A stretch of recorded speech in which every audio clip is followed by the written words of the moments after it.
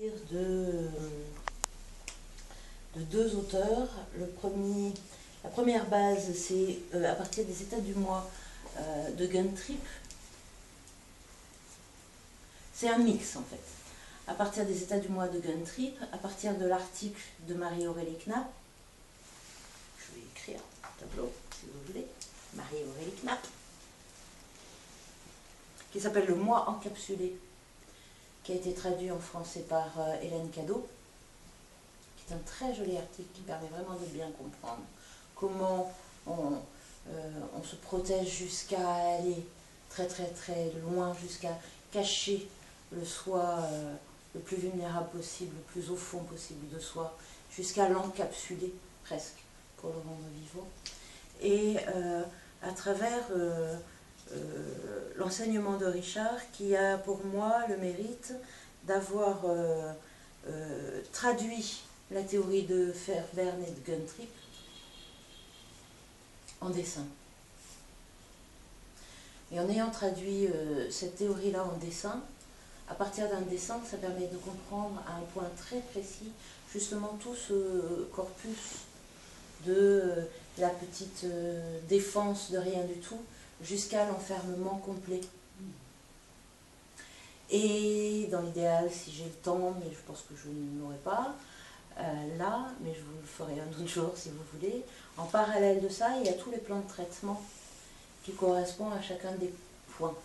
Et chacun de ces points étant ce que, alors je ne sais pas si c'est Guntrip ou si c'est Richard qui les a appelés, les différents niveaux de clivage. Et je vais vous en présenter 4 niveaux de clivage. Bien. Pour ça, la première chose que je vais vous expliquer, c'est comment Guntrip a présenté et a expliqué ses états du moi, on va dire, ses états du moi. On part du principe que dans un premier temps, il y a quelque chose qu'on appelle le moi libidinal. Le moi libidinal, c'est quelque chose qui est évidemment le moi le plus proche de ma libido au sens psychanalytique du terme. Donc c'est vraiment le moi central, le moi profond. D'accord ? C'est ce qui est vivant chez moi, c'est ce qu'en athéo on peut appeler l'enfant libre, et c'est ce qu'en psychothérapie intégrative on va appeler l'enfant naturel, c'est-à-dire vraiment le moi le plus profond. Et puis évidemment le moi libidinal, c'est-à-dire ma personnalité la plus spontanée, en rencontre des parents, en rencontre de l'extérieur, rencontre de la pression, et a la nécessité de se socialiser.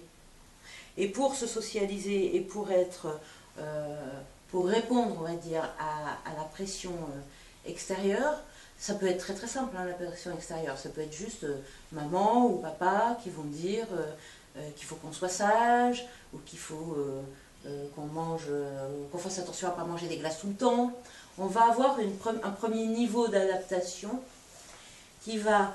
C'est-à-dire, on va ne pas pouvoir laisser exprimer son moi libidinal tout le temps, mais être obligé de le canaliser un petit peu et de montrer ce qu'on appelle une figure sociale. Donc on va appeler ça le moi social. Ce que Richard a dessiné d'une façon assez astucieuse comme un dessin de personnage. Voilà. Ça, c'est la façade sociale.